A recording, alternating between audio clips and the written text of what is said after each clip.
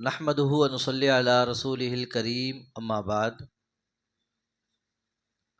قال رسول اللہ صلی اللہ تعالی علیہ وسلم لا یؤمن احدکم حتی اکون احب الیہ من والدہ وولدہ والناس اجمعین۔ وقال رسول اللہ صلی اللہ علیہ وسلم ادبوا اولادکم علی ثلاث خصال حب نبیکم وحب اہل بیتہ وتلاوت القرآن او کما قال رسول اللہ صلی اللہ علیہ وسلم۔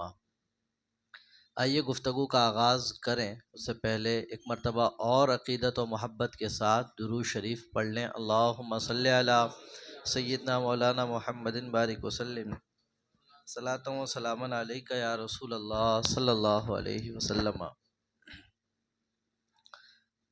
قابل مبارکباد ہیں صاحب خانہ جنہوں نے اس بابرکت مہینے میں اپنے گھر پر محفل میلاد النبی صلی اللہ علیہ وسلم منعقد کی ہے، اور یہ بہت ہی برکتوں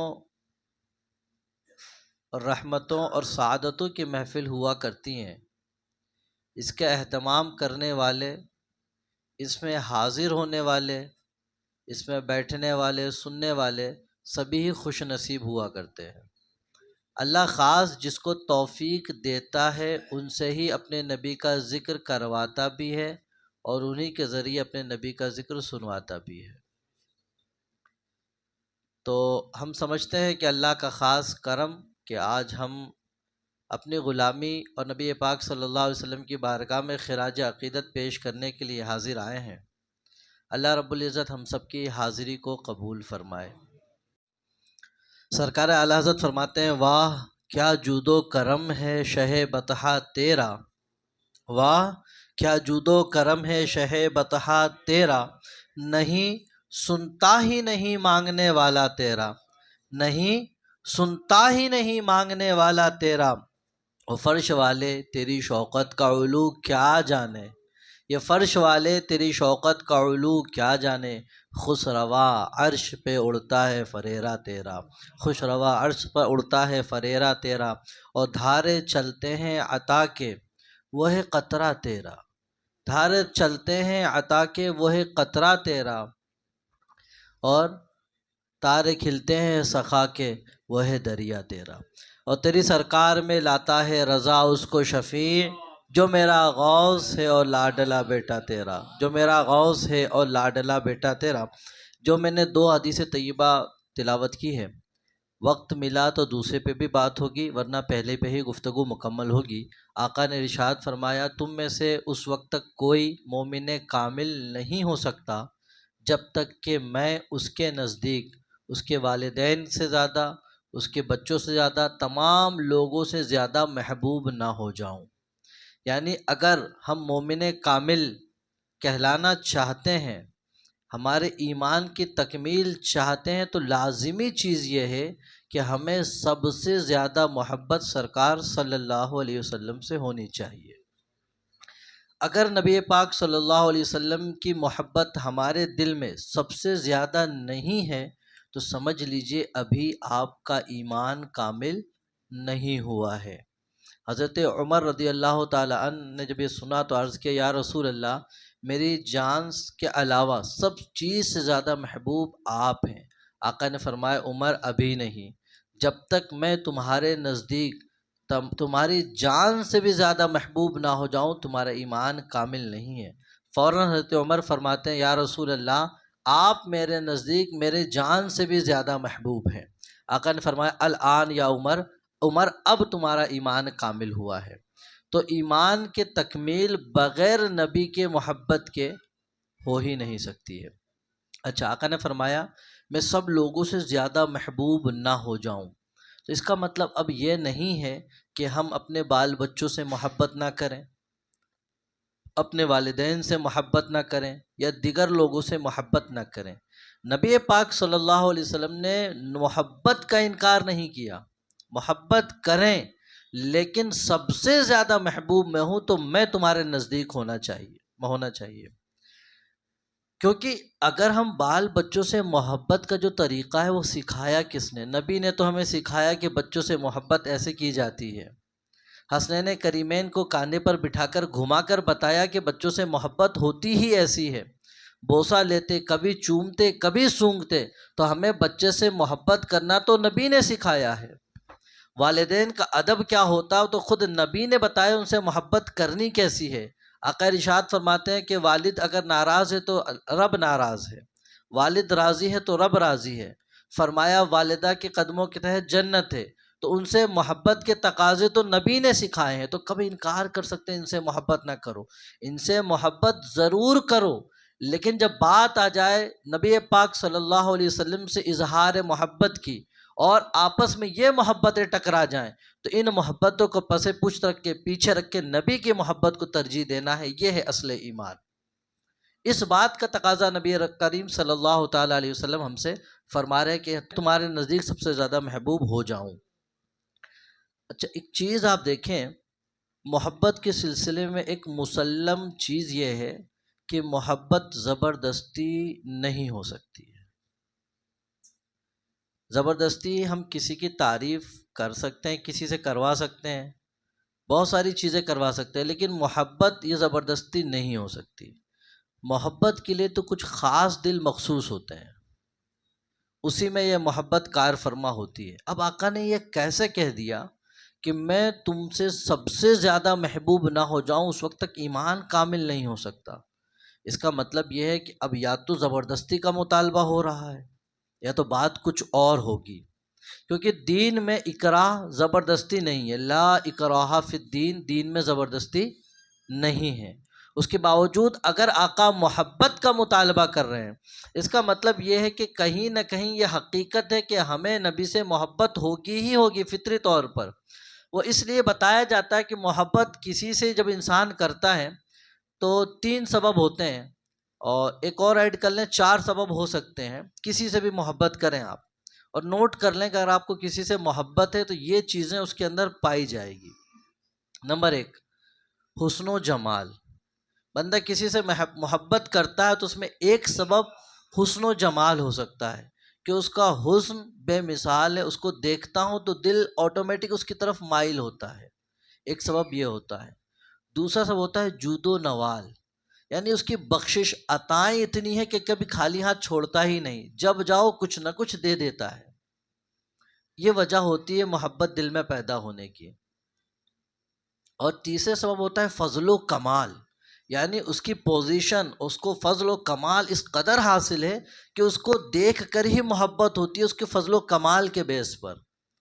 اور ایک چیز جو ابھی میں نے ایڈ کی وہ یہ کہ وہ ہم سے ٹوٹ کر محبت کرتا ہے تو ہمیں بھی آٹومیٹک اس سے محبت ہونے لگتی ہے۔ تو اب آپ غور کر لیں، آپ کے دماغ میں کوئی بھی ایسا چہرہ ہوگا جس سے آپ محبت کرتے ہوں گے، یہ 3-4 چیزیں اس کے اندر پائی جاتی ہوں گی، تھوڑا سا غور کریں تو مل جائیں گی آپ کو۔ اب نبی نے کہا ہے کہ میں سب سے زیادہ محبوب تمہارے نزدیک ہو جاؤں تبھی ایمان کامل ہوگا، یعنی اے محبت کے متقاضی، اے محبت کے متلاشی، تم محبت کے جس بھی تقاضے کو دیکھنا چاہتے ہو وہ میری ذات میں آپ کو مل جائے گا۔ اگر تم یہ چاہتے ہو کہ حسن و جمال سے تمہاری محبت ہے تو نبی کریم صلی اللہ تعالی وسلم سے حسین کون ہوا ہے؟ نبی پاک صلی اللہ تعالی وسلم سے حسین آج تک کسی ماں نے پیدا ہی نہیں کیا ہے، اور نہ قیامت تک ان سے زیادہ حسین کوئی ہو سکتا ہے۔ یہ نبی پاک صلی اللہ تعالی وسلم حسن و جمال کا معاملہ ہے کہ صحابہ اکرام رضی اللہ تعالیٰ عنہ فرماتے ہیں کہ جب نبی پاک صلی اللہ علیہ وسلم مسکراتے تھے تو آپ کا چہرہ چاند کی طرح چمک اٹھتا تھا، تو ہم دیکھ کر پہچان جاتے کہ نبی ہم سے راضی ہیں۔ اور فرماتے ایک صحابی سے پوچھا کہ کیا نبی کا چہرہ تلوار کی طرح تھا، جیسے تلوار چمکتی ہے؟ صحابی نے کہا نہیں، کل قمر، نبی کا چہرہ تو چاند کے جیسا چمکتا ہوا تھا۔ ایک صحابی رسول اور ہیں، حضرت مشہور نام حضرت حسان بن ثابت، اور جب قصیدہ پڑھتے تو کہتے ہیں کہ یا رسول اللہ، کہ آپ سے جیسا حسن و جمیل تو میری آنکھوں نے دیکھا ہی نہیں ہے، اور آپ سے زیادہ خوبصورت کسی ماں نے آج تک پیدا ہی نہیں کیا ہے۔ یہ ان کے حسن و جمال کا معاملہ تھا، جو بھی ان کو دیکھتا تو انہی کا ہو کے رہ جاتا۔ حضرت حلیمہ سعدیہ فرماتی ہیں کہ جب کوئی بچہ مجھے نہیں ملا تو میں نے ارادہ کیا اس یتیم ہی کو لے جاؤں. تو ان کے دادا سے کہا کم سے کم ایک بار دکھا دو کہ وہ کس طرح دکھتے ہیں. تو فرماتی ہیں جب میں ان کو دیکھنے کے لیے گئی تو وہ چادر میں لپٹے ہوئے تھے، اور جیسے ہی چادر میں نے ہٹائی تو آقا نے آنکھیں کھول دی ہیں، لبوں پہ مسکان آ گئی ہے. جیسے آنکھیں کھولی لبوں پہ مسکان آئی. حضرت حلیمہ کہتی ہیں ان کے ہونٹوں سے ایسا نور نکلا جو آسمان کی طرف جاتا ہوا محسوس ہوا. اس قدر خوبصورت میرے سرکار تھے. اور یہ تو ہم انسانوں کی گواہی ہے. حضرت جبریل امی علیہ الصلاۃ والسلام کیا گواہی دیتے ہیں؟ وہ فرماتے ہیں کہ یا رسول اللہ اقلب مشارقہا و مغاربہا، یا رسول اللہ میں نے مشرق و مغرب کو الٹ پلٹ کر کے دیکھا، لیکن یا رسول اللہ بخدا آپ سے زیادہ حسین و جمیل مجھے کہیں کوئی نظر نہیں آیا. اسی کو سرکار اعلیٰ حضرت کہتے ہیں کہ یہی بولے سدرا والے چمنے جہاں کے تھالے سبھی میں نے چھان ڈالے، تیرے پائے کا نہ پایا، تجھے حق نے یک بنایا، تجھے حق نے یک بنایا. یہ حضرت جبریل امی ان کی خوبصورتی اور حسن و جمال کی شہادت پیش کر رہے ہیں. تو اب ان سے زیادہ حسین و جمیل کوئی نہیں ہو سکتا، کیونکہ ہماری معلومات ایک حد تک ہے، لیکن جبریل امی نے تو کہہ دیا اقلب مشارقہا و مغاربہا، میں نے تو مشرق و مغرب الٹ پلٹ کر کے دیکھ لیا، یا رسول اللہ آپ سے زیادہ خوبصورت نظر ہی نہیں آیا. تو اب اگر کوئی محبت کرنا چاہتا ہے اور حسن و جمال اس کا معیار ہے تو میرے سرکار سے زیادہ حسین و جمیل تو کوئی نظر ہی نہیں آنے والا. اور اگر اس کا پہلو یہ ہے جود و سخا، وہ چاہتا ہے کہ کوئی سخاوت کرنے والا ہو، کوئی عطا کرنے والا ہو، تو میں اس سے محبت کرتا ہوں. جو دیتا ہے میں اس سے محبت کرتا ہوں. تو نبی پاک صلی اللہ علیہ وسلم سے بڑھ کر سخی کوئی پیدا ہی نہیں ہوا ہے. آقا خود ارشاد فرماتے ہیں کہ اللہ یعطی انما انا القاسم، کہ اللہ دینے والا ہے اور میں عطا کرنے والا ہوں. کہ دنیا میں جس کو جو بھی نعمتیں مل رہی ہیں وہ سب نبی کے صدقے میں مل رہی ہیں. آج ہمیں جو بھی منصب، رزق، پانی، جو کچھ بھی ہے، ہماری یہ سانسوں کا آنا جانا، یہ سب سرکار کے کرم سے ہے. سرکار اعلیٰ حضرت اسی کو تو کہتے ہیں کہ لا رب العرش، جس کو جو ملا ان سے ملا، بڑھتی ہے کونین میں نعمت رسول اللہ کی، بڑھتی ہے کونین میں نعمت رسول اللہ کی. اس قدر سرکار نوازا کرتے ہیں. اور حضرت ایک نام ہے سفیان بن امیہ، یہ کفر کے زمانے میں بہت زیادہ سخت دشمن تھا نبی پاک صلی اللہ علیہ وسلم کا. ایمان لانے سے پہلے نبی پاک صلی اللہ علیہ وسلم سے مطالبہ کرتے ہیں کہ مجھے ان دونوں پہاڑیوں کے درمیان جو بکریوں نے گھیر رکھا ہے مجھے بکریاں دے دو. یعنی دو پہاڑ تھے حنین کے آس پاس، اور بکریاں اتنی تھی کہ وہ پورا جنگل میدان جو بیچ میں تھا صحن، وہ پورا بکریوں سے بھرا ہوا تھا. یہ مجھے دے دیجئے. نبی پاک صلی اللہ علیہ وسلم نے انہیں وہ بکری کا پورا ریوڑ عطا فرما دیا. وہ کہتے ہیں، حضرت سفیان بن امیہ کہتا ہے کہ اے لوگوں، اپنے قوم میں جا کے اے لوگوں اسلام لے آؤ. یہ اس قدر نوازتے ہیں کہ پھر فقر و فاقہ کا خوف ہی نہیں رہ جاتا ہے. جو اس قدر نوازتے ہیں کہ فقر و فاقہ کا خوف رہ ہی نہیں جاتا. اسی کو سرکار اعلیٰ حضرت نے کہا ہے کہ نہیں سنتا ہی نہیں مانگنے والا تیرا، نہیں سنتا ہی نہیں مانگنے والا تیرا. اور حضرت انس فرماتے ہیں، انہی کی روایت ہے، وہ کہتے ہیں کہ اگر کوئی دنیاوی لالچ کے سبب ایمان لے آتا تو ایمان لانے کے بعد دنیا اور دنیا کی ہر چیز سے زیادہ محبوب اس کے نزدیک اسلام ہو جاتا تھا. یعنی اگر کسی کے دماغ میں آ رہا ہو کہ وہ اس لیے ایمان لایا کہ نبی دے رہے ہیں، لیکن حضرت انس فرماتے ایمان لانے کے بعد اسلام دنیا اور دنیا کے تمام چیزوں سے بہتر اس کے نزدیک اسلام ہو جاتا تھا. یہ نبی کا اخلاق تھا. تو نبی پاک صلی اللہ علیہ وسلم کی عطا دیکھیں وہ کس قدر نوازتے ہیں. ایک خاتون ہے، بڑی محبتوں سے ایک چادر تیار کی تھی. چادر تیار کرنے کے بعد نبی پاک صلی اللہ علیہ وسلم کی بارگاہ میں لائی، پیش کر دیا، رسول اللہ تحفہ میں نے تیار کیا، قبول فرما لیجیے. نبی پاک صلی اللہ علیہ وسلم تحفہ قبول کیا کرتے تھے. انہوں نے تحفہ قبول کر لیا. تو قبول کرنے کے بعد آپ نے اس کو زیبتاً فرمایا، تہبند شریف کے طور پر صحابہ کے مجلس میں تشریف لائے. صحابہ کے مجلس میں جب تشریف لائے تو صحابی نے دیکھا، اس نے کہا یا رسول اللہ چادر بڑی خوبصورت ہے. یا رسول اللہ یہ چادر بڑی خوبصورت ہے، آپ مجھے عطا کر دیجئے۔ یا رسول اللہ چادر بڑی خوبصورت ہے، آپ مجھے عطا کر دیجئے۔ نبی کہا ہاں کچھ دیر کے بعد دے دیتا ہوں۔ مجلس میں بیٹھے رہے، جب اٹھ کر گھر تشریف لے گئے تو پھر اندر سے چادر لپیٹ کر اس کو پیش کر دی۔ صحابہ نے کہا اے صحابی تم نے یہ ٹھیک نہیں کیا، اس لیے کہ تمہیں معلوم ہے کہ نبی پاک صلی اللہ علیہ وسلم کسی کو منع نہیں کرتے ہیں، اور ابھی ان کو تحفہ دیا گیا تو تم نے ابھی مانگ لیا۔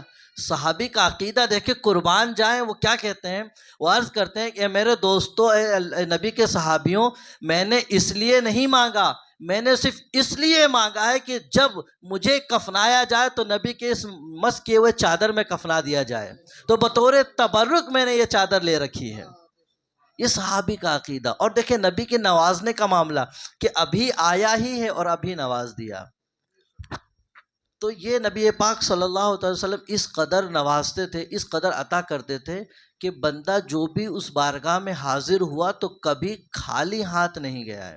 اچھا ایک بات میں بتاؤں آپ کو، یہ نوازنے کا سلسلہ صرف ان کی ظاہری حیات تک نہیں ہے، یہ نوازنے کا سلسلہ ان کے ظاہری حیات تک نہیں ہے۔ آج بھی جو اسی عقیدت اور اسی لو کے ساتھ نبی کی صلی اللہ علیہ وسلم سے مانگتا ہے تو اسی کی عقیدت کے مطابق اس کو وہ نوازتے بھی ہیں۔ اگر آپ کو یقین نہ ہو تو ایک بار آزما کے دیکھ لیں اس کو کہ نبی پاک صلی اللہ علیہ وسلم آج بھی ویسے ہی عطا کرتے ہیں، کیونکہ آقا نے فرمایا کہ اللہ دیتا ہے میں عطا کرتا ہوں، اس میں کوئی قید نہیں لگائے کہ کب تک عطا کرتا ہوں، کیا کیا عطا کرتا ہوں۔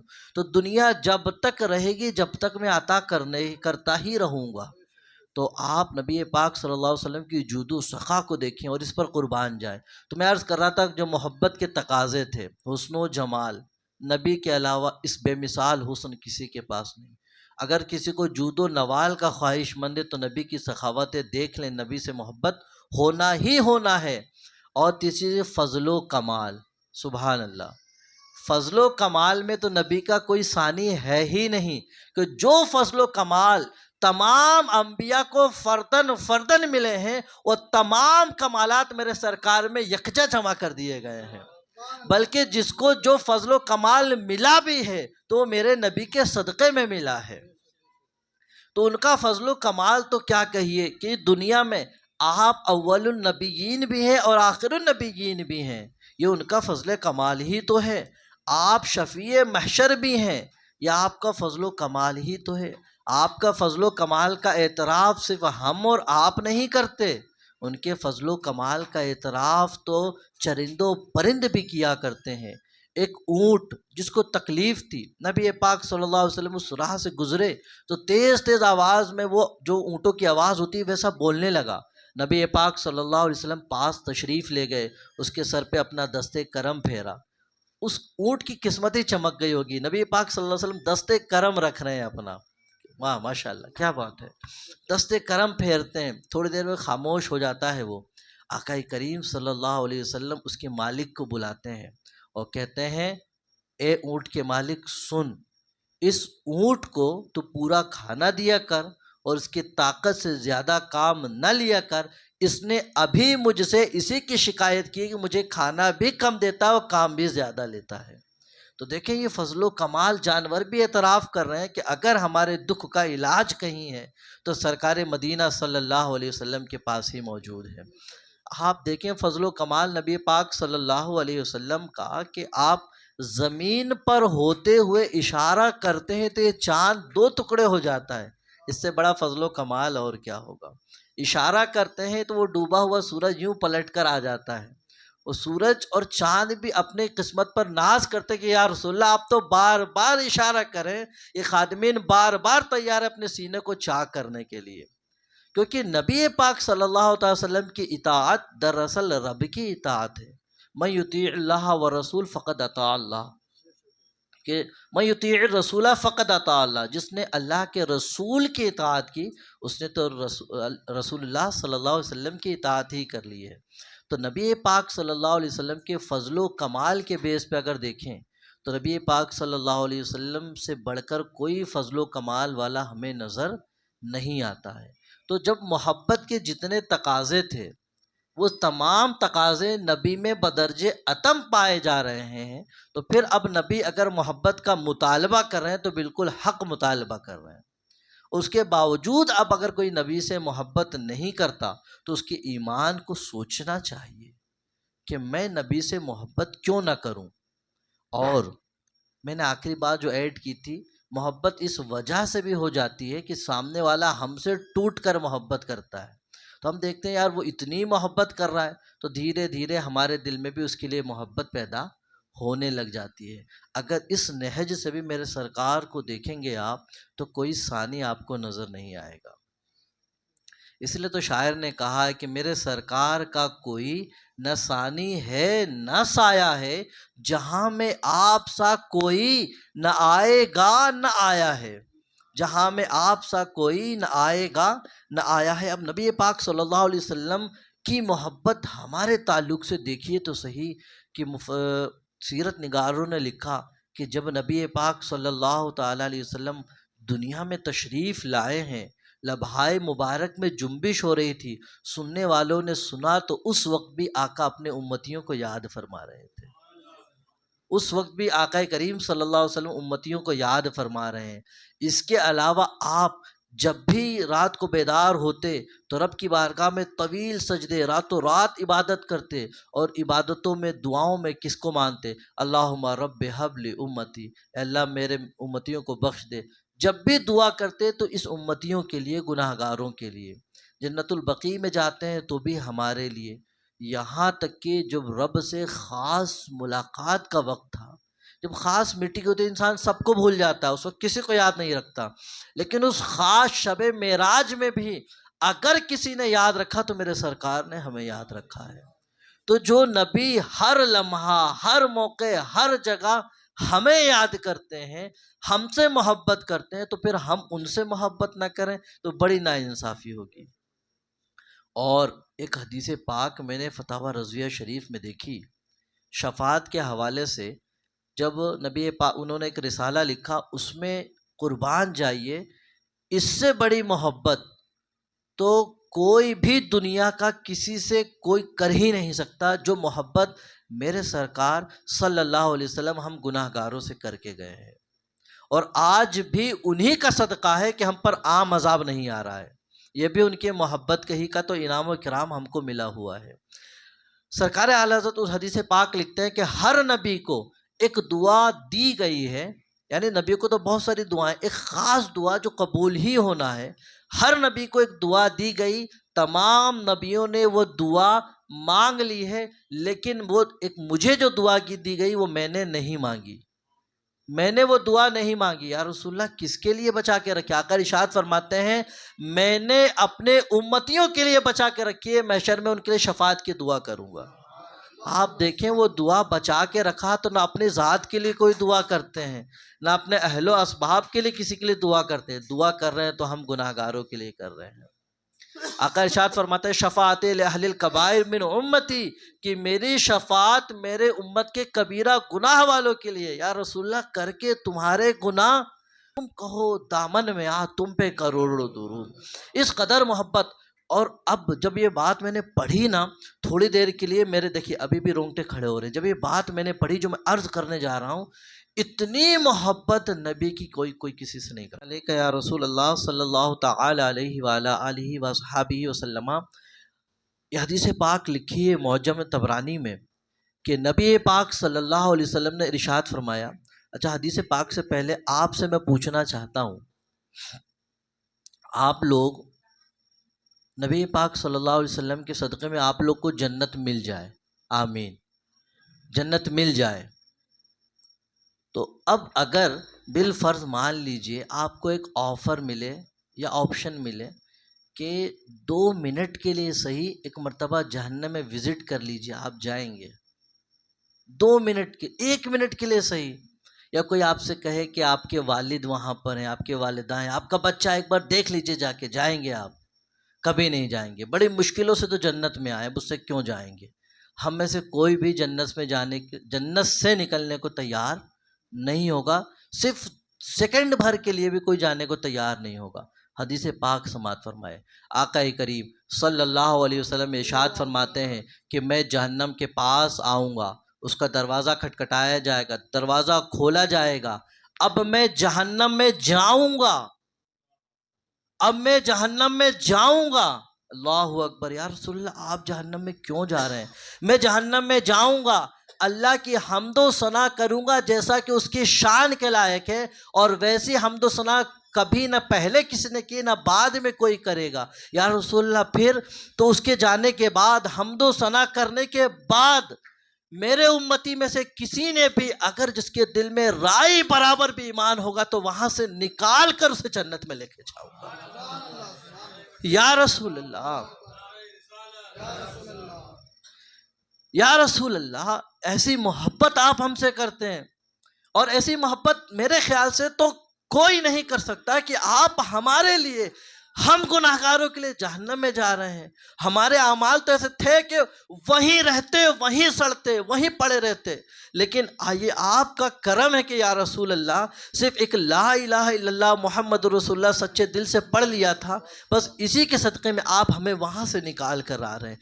تو یہ نبی نے ہم سے اتنی محبت کی ہے، اتنی محبت کی ہے، تو اب محبت کے کچھ تقاضے ہوتے ہیں۔ اب نبی سے، جب نبی نے ہم سے اتنی محبت کی ہے تو اب ہمیں بھی نبی سے محبت کرنا، اس کے کچھ تقاضے پوری کرنا۔ یاد رکھیں، محبت قربانی چاہتی ہے۔ کسی سے بھی محبت کر لیں، بغیر قربانی کے محبت رہ ہی نہیں سکتی محبت۔ اب ہم نے اگر نبی سے محبت کا دعویٰ کر لیا، ہم نے 1 تاریخ کو بہت نعرہ لگایا ہے، بہت نعرہ لگایا، آج بھی آواز بتا رہی کہ بہت نعرہ لگایا ہے۔ تو ہم نے نعرہ کیا لگایا تھا کہ غلامی رسول میں موت بھی قبول ہے، اور نہ ہو عشق مصطفیٰ تو زندگی فضول ہے۔ بہت نعرہ لگایا۔ تو غلام یہ رسول میں موت بھی قبول ہے، تو یعنی اب نبی پاک صلی اللہ علیہ وسلم کی محبت کی غلامی ہم نے قبول کی ہے، تو اب یار آقا کریم صلی اللہ علیہ وسلم سے آپ وہ موت مانگ بھی نہیں رہے ہیں، وہ تو تقاضا کرتے ہیں صرف ایک بات کا، وہ کہتے ہیں کہ اے میرے امتیوں، میری آنکھوں کی ٹھنڈک نماز میں ہے، میری آنکھوں کی ٹھنڈک نماز میں ہے۔ اب جو رسول ہمیں پیدا ہو تو یاد کرے، معراج میں جائے تو یاد کرے، راتوں میں سجدہ کرے تو یاد کرے، وہ رسول جب پل صراط پر ہو تو ہمیں یاد کرے۔ صاحب نے یا رسول اللہ میں آپ کو کہاں تلاشوں گا؟ تو تم مجھے پل صراط پر دیکھ لینا۔ یا رسول اللہ وہاں نہ ملوں تو حوض کوثر پہ آ جانا۔ یا رسول اللہ وہاں نہ ملوں تو، وہاں نہ ملے تو میزان پر آ جانا، انہی مواقع پر میں رہوں گا۔ تو یا رسول اللہ یہ چکر کیوں؟ صرف ہم گناہگاروں کے لیے کہ کوئی پل صراط پر اگر پھسل رہا ہوگا تو اس کو پار کرواتے نظر آئیں گے، کوئی اگر کسی کا اعمال کم ہو رہے ہیں تو میزان میں ان کے اعمال کی بھرپائی کر رہے ہوں گے، کوئی پیاسا اگر تڑپ رہا ہوگا تو حوض کوثر سے جام کوثر پلاتے نظر آئیں گے۔ تو اب نبی پاک صلی اللہ علیہ وسلم جب اتنی محبت کر رہے ہیں تو انہوں نے جب مطالبہ کر دیا کہ میری آنکھوں کی ٹھنڈک نماز میں ہے، تو اب جو ان سے محبت کا دعویٰ کرتے ہیں اس کا تقاضا کیا ہونا چاہیے کہ اپنے محبوب کی آنکھوں کو ٹھنڈک پہنچانا ہے چاہے جو ہو جائے۔ آج اگر ہم سے ہمارا کوئی محبوب مطالبہ کر لیتا ہے، ہماری اہلیہ نہیں مطالبہ کر دیا رات کو 10 بجے کھانے کے بعد کہ مجھے پان کی خواہش ہو رہی ہے، اور کون سا پان کھانا ہے؟ جو گرم اڈے پہ ملے گا وہ والا، آپ جائیں گے چاہے جو ہوگا جائیں گے، کیوں؟ اس سے محبت ہے۔ تو ایک دنیاوی محبت کے لیے آپ جہاں نہیں بھی جانا چاہتے ہیں وہاں جانے کو تیار ہیں، اس سے اس کو سکون ملے گا۔ تو جو نبی ہم سے ہر جگہ محبت کرے، انہوں نے خود کہا میری آنکھوں کی ٹھنڈک نماز ہے، تو اب نبی سے محبت کا تقاضا یہ ہے کہ اب نماز نہیں چھوڑنی، کیونکہ اس نماز پڑھنے سے میرے محبوب کو سکون ملے گا اور ان کو ٹھنڈک ملے گی۔ نبی پاک صلی اللہ علیہ وسلم نے فرمایا کہ اب گناہ سے دور رہنا ہے، جب محبت کا تقاضا ہے تو گناہ سے بچنا پڑے گا۔ ارے موت بھی قبول ہے تو موت تو بہت دور کی بات ہے، جب وقت آئے گا تو جان بھی دیں گے، لیکن اس موت سے پہلے جو تقاضے ہیں، جو ابھی مطالبہ بھی ہے، اس کو تو آپ پورا کر دیجئے، تبھی تو آپ ہوگا کہ آپ نے جو دعویٰ کیا ہے دعویٰ آپ کا مطابق ہے۔ ورنہ ایک طرف محبت رسول کا دعویٰ تو ہے، لیکن دوسری طرف ہمارا معاملہ کیا ہے کہ ہم اس دعوے میں خالی نظر آتے ہیں۔ تو اس لیے گزارش یہ کروں گا کہ اس محفل نور کے صدقے میں، اس میلاد کے صدقے میں نبی پاک صلی اللہ علیہ وسلم کی جو محبت کا دعویٰ ہے، تو سب سے پہلا کام نمازوں کی پابندی شروع فرما دیجیے، نمازوں کی پابندی شروع فرما دیجیے۔ اگر نماز نہیں پڑھتے ہیں تو چاہے اب جتنا بھی نعرہ لگا لیں کہ غلامی رسول میں موت بھی قبول ہے، تو یہ آپ کا نعرہ ایک محض جھوٹا دکھاوا ہو سکتا ہے، لیکن نبی کی سچی محبت کی عکاسی نہیں ہو سکتی۔ نبی کی سچی محبت کی عکاسی یہ ہے کہ آپ کا قول، آپ کا فعل دونوں اس محبت کے تقاضے کو پورا کرتے نظر آ رہے ہوں گے، ہے نا۔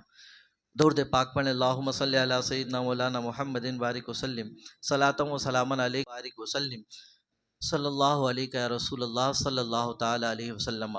تو نبی پاک صلی اللہ علیہ وسلم نے ہم سے محبت کا تقاضا کیا، اور محبت کے تقاضوں میں سے یہ تھا کہ گناہوں کو چھوڑ دیں، نمازوں کی پابندی کریں، اور اپنے آپ کو سچا پکا مسلمان بنا دیں۔ اچھا، ایک چیز اور، آقا نے بنیادی طور پر ارشاد فرمایا کہ اپنے بچوں کو 3 چیزیں سکھا دو: حب نبیکم و حب اہل بیتی و تلاوت القرآن۔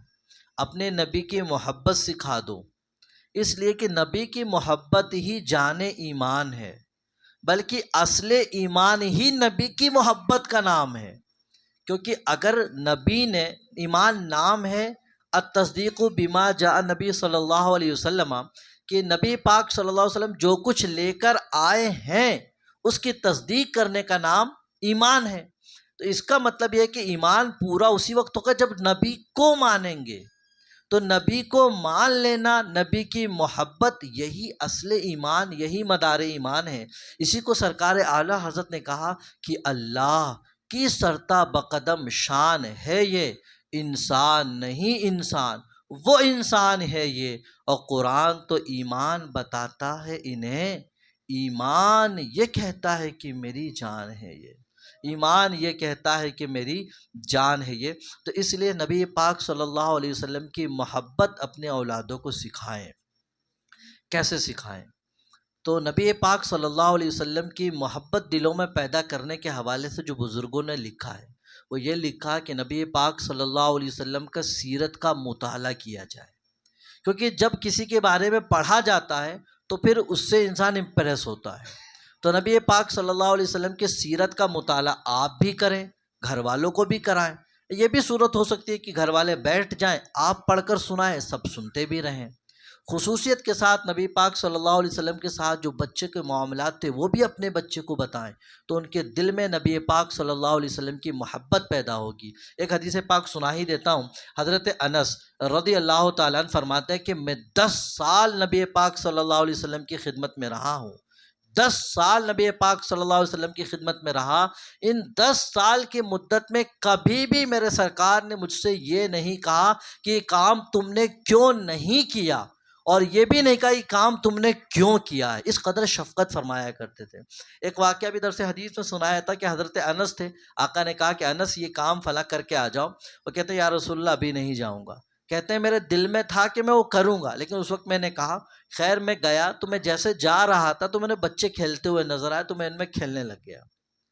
اب میں ان میں کھیلنے لگ گیا، اور بچے بچے ہوتے ہیں، بھول گئے کیا کہا تھا۔ کچھ دیر ہوئی حضرت انس کہتے ہیں کہ میں نے محسوس کیا کسی نے میرے پیچھے گدی پر ہاتھ رکھا ہے، تو میں نے پلٹ کر دیکھا تو سرکار تھے، اور دیکھ کر مسکرا رہے تھے، سرکار تھے دیکھ کر مسکرا رہے تھے۔ کہتے ہیں کہ انس تم گئے نہیں؟ تو کہتے ہیں یا رسول اللہ بس جا ہی رہا ہوں، اور فوراً پھر وہاں سے اس کام پر تشریف لے گئے۔ تو دیکھیں سرکار بچوں کے ساتھ کس قدر محبت کا معاملہ فرماتے تھے۔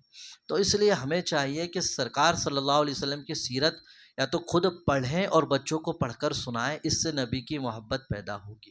دوسری چیز، نبی پاک صلی اللہ علیہ وسلم کے ذات بابرکات پر کثرت سے درود پڑھنا، یہ بھی دلوں میں ان کی محبت کو پیدا کرتا ہے۔ کثرت سے درود پاک کے لیے آپ ایک ماحول بنا سکتے ہیں گھر میں۔ گھر میں ماحول کیسا کہ روزانہ ہو تو سبحان اللہ، روزانہ نہیں ہوتا تو ہفتے میں کوئی ایک دن معین کریں، گھر کے افراد بیٹھا کریں اور سب کو کچھ دانے دے دیں کہ درود پاک پڑھیں، درود پاک پڑھیں۔ تو روزانہ کا جب معمول بن جائے گا تو بچہ کہیں بھی رہے گا وہ معمول سے درود پاک پڑھتا رہے گا۔ اور یاد رکھیں نبی پاک صلی اللہ علیہ وسلم پر درود پڑھنے کی عادت آپ کی بن گئی ہے نا، تو آپ کا کوئی بھی کام کبھی رکے گا نہیں. بڑے سے بڑا کام جو پھنستا ہوا نظر آئے، آپ درودوں کی کثرت شروع کر دیجئے، وہ کام ہوتا ہوا نظر آتا ہے. یہ میرا اپنا مجرب عمل ہے، تو آپ بھی اس کو اپنی زندگی میں لانے کی کوشش کریں. تیسری چیز، نبی پاک صلی اللہ تعالیٰ علیہ وسلم کی نعتیں سنا کریں. نبی پاک صلی اللہ علیہ وسلم کی نعتیں سننے سے بھی دل میں عشق رسول پیدا ہوتا ہے. اور نبی پاک صلی اللہ علیہ وسلم نے خاص بچوں سے فوکس اس لیے کیا ہے کہ ان کی جو تختی ہے وہ بھی بالکل سادہ ہے. اس تختی پر جو بھی نقش کرتے چلے جائیں گے تو وہ ہمیشہ ہمیشہ ان کے دل پر نقش رہے گا. اور دنیا اور آخرت کی کامیابی کے لیے جو چیز نقش ہونا ضروری ہے وہ نبی کی محبت ہے. تو بچے کے دل میں ایک مرتبہ عشق نبی نقش ہو گیا تو پھر وہ کہیں بھی رہے گا، کسی بھی ماحول میں رہے گا، ہر جگہ سب سے ایک ہی جملہ کہتا رہے گا کہ کی محمد سے وفا، تو نے تو ہم تیرے ہیں، یہ جہاں چیز ہے کیا لوح و قلم تیرے ہیں. بس اس لیے بچوں کے دلوں میں عشق نبی ضرور پیدا کریں. اور بڑوں کے مقابلے میں بچوں کو تیار کرنا آسان ہے کہ بچوں کی خواہشات محدود ہوتی ہیں اور ان کی جو پسندیدہ چیزیں وہ ہمیں معلوم ہوتی ہیں. بچے عموماً چاکلیٹ پہ، ڈیری ملک وغیرہ پر بہک جاتے ہیں، اور ابھی اسٹینڈرڈ بچے ہیں وہ موبائل پہ بہک جاتے ہیں کہ کارٹون دکھائیں گے، بہت آسانی سے بہک جاتے ہیں وہ. تو ان سے آپ مطالبہ رکھیں کہ نبی پاک صلی اللہ علیہ وسلم پر 100 مرتبہ درود پڑھو تو تمہیں ایک چاکلیٹ دی جائے گی، دی جائے گی تمہیں ایک چاکلیٹ. اگر وہ اس کو 2-4 روپے دے دیا کرے اس سے بھی خوش ہو جائے گا. بچہ انعام کا طالب ہوتا ہے کہ میں کام کروں تو مجھے انعام ملنا چاہیے، اور ایک مرتبہ انعام مل گیا نا تو اگلی بار بغیر کیے کرتا ہو کہتا ہے کہ میں نے کام کر لیا، انعام ملنا چاہیے. ارے جب حضرت بابا فرید کی ماں انہیں شکر کے اس سے نمازی بنا سکتی ہیں تو آج بھی مائیں جو ہیں ان کو چاکلیٹ چیزوں کے بہانے ان کو نبی کا عاشق بنا سکتی ہیں. تو بس ضرورت ہے کہ بچوں کی فطرت کو سمجھیں اور ان کو چیزیں دے کر کروانے کی کوشش کریں. ایک آخری چیز، نبی پاک صلی اللہ علیہ وسلم کے نعت پاک کے حوالے سے عرض کروں گا اور پھر گفتگو کمپلیٹ. درود پاک پڑھیں. اللہم صلی علی مولانا محمد بارک وسلم صلاۃ و سلام علیہ صلی اللہ تعالیٰ علیہ وعلی آلہ وصحبہ وسلم. نعت پاک یا تو پڑھنے کی عادت بنائیں، پڑھنے کی نہیں تو سننے کی عادت بنائیں، لیکن بنائیں، اپنے معمول میں شامل کریں. جیسے صبح ورک پہ جا رہے ہیں تو ایک مرتبہ کوئی نعت سن لیجئے. اس سے فائدہ کیا ہوتا ہے، آپ نے دیکھا کوئی صبح صبح کوئی دھن اگر دماغ میں آ گئی نا تو آپ گاڑی بھی چلا رہے ہیں آٹومیٹک وہ دھن بجنے لگتی ہے. کوئی کام کر رہے ہیں تو آٹومیٹک. تو اگر صبح صبح نعت سن لیا آپ نے تو کہاں جہاں فری ہوئے تو آٹومیٹک وہ دھن آپ کے دماغ میں بچے گی. ابھی جب یہ میلاد شریف کا موقع تھا تو کیا ہوا، ہمارے دماغ میں بس سرکار کی آمد ہی بج رہی تھی اور آقا کا میلاد، ایسا لگ رہا تھا کہ بس چاروں طرف بج رہا ہے. کیوں؟ اس لیے کہ ہمارے گھروں میں صبح و شام اس کو بجایا جا رہا تھا. تو آپ ایک ماحول پیدا کریں کہ نبی پاک صلی اللہ علیہ وسلم کی نعت صبح سن لیں، یا پھر رات کو سوتے سوتے ایک مرتبہ سننے کی عادت بنا لیں. رات میں ایک مرتبہ، اور سب کے پاس موبائل سب کے پاس رکھا ہوا ہے اور نیٹ بھی بہت موجود ہوتا ہے، ایک نعت بجا کر سویا کریں، ایک نعت سو جایا کریں. ممکن ہے کہ روزانہ نعت جن کی سن رہے ہیں سو جائیں اور کسی دن آپ کا مقدر جاگ جائے. جن کی نعت سن رہے تھے وہ خود تشریف لے آئے، بالکل بعید نہیں ہے. حضرت امام بوصیری بہت مشہور اور بابرکت بزرگ گزرے ہیں، ان کا قصیدہ بردہ بہت مشہور ہے جن کو ہم پڑھتے ہیں مولا یا صلی وسلم دائماً ابداً. یہ درود پاک ہے، اس کے بعد ان کا قصیدہ بردہ شروع ہوتا ہے. دراصل یہ قصیدہ بردہ بھی اسی نعت کی ایک کڑی ہے. اصل میں یہ شعر لکھا کرتے تھے موجودہ وقت کے حکومتوں کے لیے، اور بڑے نوازشات ہوتی تھی ان پر. ایک مرتبہ ان کو فالج کا مرض ہو گیا، فالج کا. تو انہوں نے موجودہ وقت کے بہت طبیبوں کو دکھایا، ہر علاج کروایا، لیکن علاج نہیں ہو رہا تھا، شفا نہیں مل رہی تھی. وہی کہتے ہیں نا، مریض عشق پر رحمت خدا کی، مرد بڑھدا کیا جوں جوں دوا کی. تو جو دوا کرتے رہتے مرض بڑھتا ہی جا رہا تھا. کہتے ہیں کہ ایک دن میں لیٹا ہوا تھا، اچانک دل میں خیال آیا، اے بوصیری، اے بوصیری، دنیا کے طبیبوں کو تو دکھا چکے، ایک مرتبہ طبیب دو جہاں کو بھی تو دکھا لو. ایک مرتبہ طبیب دو جہاں کو بھی دکھا لو. کہتے ہیں یہ خیال آیا کہ میں نے نعت مرتب کی اور یہ قصیدے بردہ لکھنا شروع کیا. لکھتے لکھتے کمپلیٹ ہوا، اس کو تکیے کے نیچے رکھ کر سو گیا. کہتے ہیں کہ میں یہ سویا، میری قسمت بیدار ہو گئی.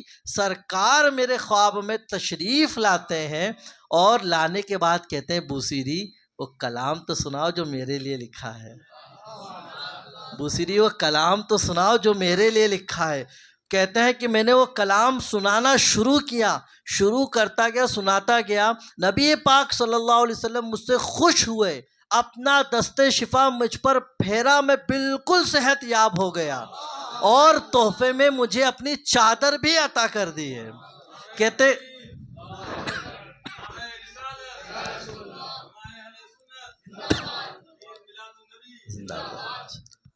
کہتے ہیں کہ میں خواب سے بیدار ہوا تو کیا دیکھتا ہوں، جو فالج کا مرض تھا وہ بھی بالکل ٹھیک ہو چکا ہے، اور خواب میں آقا نے جو چادر مبارک دی تھی وہ بھی میرے پاس موجود ہے.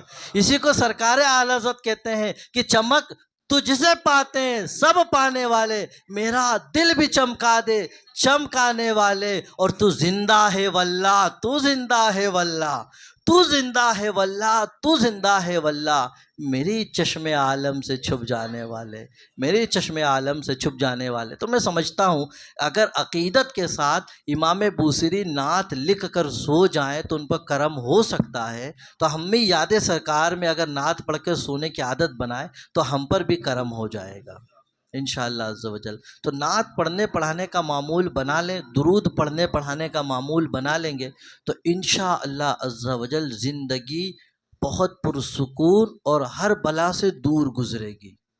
اور یہی تو نبی پاک صلی اللہ علیہ وسلم کی محبت کے تقاضے میں سے ایک یہ بھی ہے کہ انسان جس سے محبت کرتا ہے اس کا ذکر زیادہ کرتا ہے.